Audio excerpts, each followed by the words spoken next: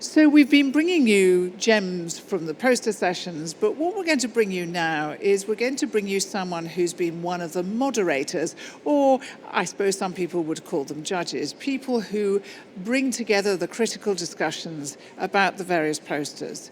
And I'm delighted to welcome Nikolaos Katsilampros. I'm so glad he said that. Katsilampros. And you've been looking at posters about nutrition. So tell me, which were the posters that really caught your attention in terms of their subject? First of all, we know very well that the nutrition today in diabetes is very, very important, and I would say more important as drugs.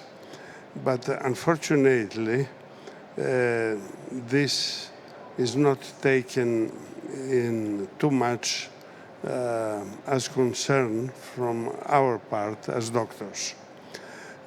These specific posters where I was moderator were very interesting, but I will stay on 2 or 3 of them.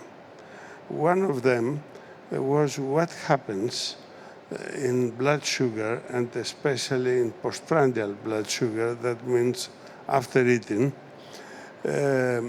When you have potatoes, for example, carbohydrate meals, rice and so on, and you don't eat them right now, but you put them on the refrigerator and you may eat them later on or even next day. The most important from the practical point of view was that the so-called postprandial, I repeat, after the meal glycemia, the increase in blood sugar was less in the case of refrigeration, most probably because chemical alterations have since happened, so that the digestion is somehow slower, and that means less spikes in blood sugar. And we know today that not only the high blood sugar itself, but in addition, the spikes may represent a factor which increases the toxicity, the untoward effects of high blood sugar itself. What a fascinating piece of work. So now you know it. If you boil your potatoes and keep them in the fridge and eat them the next day, you're not going to get such a big spike. Fantastic. What was your next one? My next one would be the coconut oil. Which is a very, very popular thing at the moment. Very popular thing. And there was a study from Brazil, comparative study, which also gathered other studies. It was rather a review which has shown that coconut oil is good, but is not better than other oils. And here we have the factor of, how would you say, of presenting results in the lay journals and so on, that sometimes the wrong impression is considered as correct fact. So the fact is that coconut oil certainly has profit, but this profit in comparison with other oils, for example, olive oil that we have in Mediterranean countries, is not better anyway. Another very nice piece of work, because again, there are an awful lot of people out there on the internet, on newspapers and magazines, saying that coconut oil you should have coconut oil and nothing else. It's not a miracle anyway. So it's not a miracle. Right, got that one. What's your next one? Well, there are interesting things, but I may concentrate perhaps on pine nut oil, which has positive, favorable effects on blood sugar, as well as factors, so-called incretins. The majority of people who hears this discussion are doctors and know about incretins.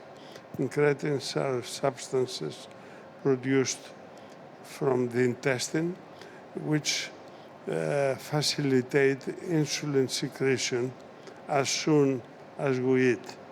So the secretion of incretins gives a message to the beta cells in pancreas to produce insulin. So the pine nut oil has really, I would say, favorable effects in this sense.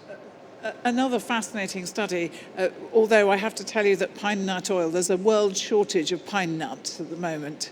So pine nuts are very expensive. So it may not solve the problem of diabetes. But as Greek, I may tell you that olive oil is much less expensive. So please enhance your interest as consumers on olive oil. And it's not only Greece, it's Spain, it's Morocco, it's Italy, and so on. Producers. Thank you. That's a very good tip. Thank you very much, But lady. one thing, before you leave, I just wanted to ask you, what do you look for when you're a moderator? And obviously you're looking for high quality science. That's a given. But what else are you looking for? What makes a presentation special? Even if there is a high quality in from the scientific point of view, I am interested if there is any practical or even by fantasy for the future practical point of interest. If not, certainly science is science and is respected. The second thing is to produce a discussion with the presenters, but also to the people who follow the posters. And personally, I believe that posters many times are even better, of better quality from oral presentations, although this is not a rule, certainly. But even posters are very, very instructive in the sense that they stay there and you can come later and study them. You can even take photos at the same time. And my opinion is, and my suggestion possibly would be, that if the EASD could increase somehow the time dedicated to posters, at least by 20%. Because if there is a time restriction, then the discussion, the scientific discussion, may be not always enough. Well, thank you very much. So you've had some very good tips there, poster presenters, and some excellent nutrition tips as well. So thank you very much. Thank you to much appreciated. Mrs. Vivian. Thank you. Thank you, really. Back for more soon.